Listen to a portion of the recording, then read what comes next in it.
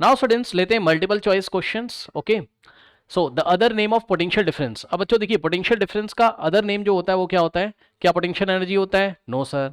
क्या एम्पियर एज होता है? तो नया ही नाम आ गया। क्या वोल्टेज होता है? नहीं, ऐसा नहीं है।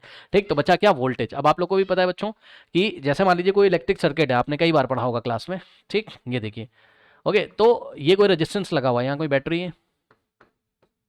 ओके, तो यहाँ कोई रेजिस्टेंस है मान लो, तो रेजिस्टेंस के क्रॉस जब हम लोग पोटेंशियल डिफरेंस मेजर करते थे, मान लो कितना आ रहा है, मान लो आ रहा है 100 वोल्ट, अरे मान लो, ठीक। तो इसको क्या बोला जाता है कि पोटेंशियल डिफरेंस पॉइंट ए और बी या इस रेजिस्टेंस के क्रॉस पोटेंशियल डिफरेंस कितना है? 100 वोल्ट। या आप बोलते थे कि वोल्टेज कितना है? 100 volt.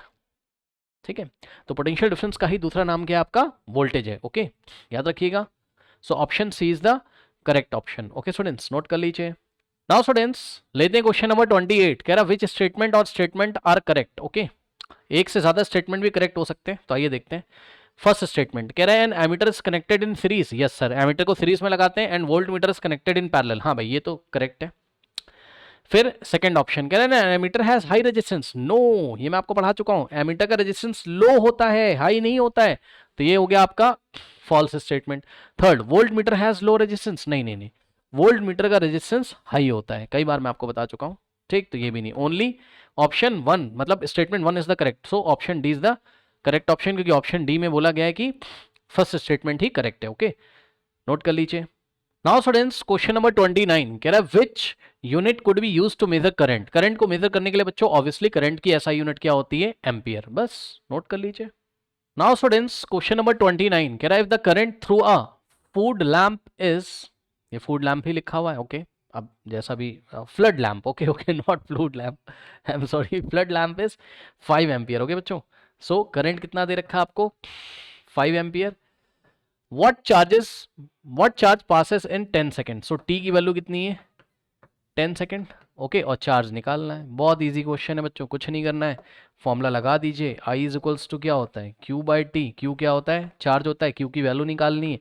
So Q is equals to क्या हो जाएगा? आई इंटू टी, है ना, आई इंटू टी। ये लीजिए, तो यहाँ से आई कितना है? आई आपका 5 एम्पियर, और टाइम कितना है आपका? 10 सेकेंड। सो 5 10 सा कितना हो जाएगा बताइए? 50 कूलॉम। ये लीजिए 50 Coulomb. So option D is the correct option. Note कर लीजिए। नाउ स्टूडेंट्स क्वेश्चन नंबर 31 देखिए, कह रहा है if the amount of electric charges. Okay, so Q की वैल्यू कितनी है? If the amount of electric charges passing through conductor in 10 minute is 300 Coulomb. Okay, so Q की वैल्यू कितनी है? 300 कूलॉम। टाइम कितना दिया है? 10 मिनट्स। बच्चों जैसे ही टाइम आपको मिनट्स में देगा, तुरंत उसको सेकंड में कन्वर्ट कर लीजिए। मिनट को सेकंड में कैसे कन्वर्ट करते हैं? 60 से मल्टीप्लाई करके। सो 10 इंटू 60 कितना हो जाएगा? 600 सेकेंड्स। ओके, सो क्यू दिया है, टी दिया है, करंट की वैल्यू निकालनी है। फॉर्मूला लगा दीजिए, I is equals to q by t. So q कितना है? 300 कूलॉम डिवाइडेड बाय टाइम कितना है? ठीक है, चार्ज को कूलॉम में और टाइम को सेकंड में रखोगे तो करंट एम्पियर में आ जाएगा। ये लीजिए, यहाँ से आ गया कितना?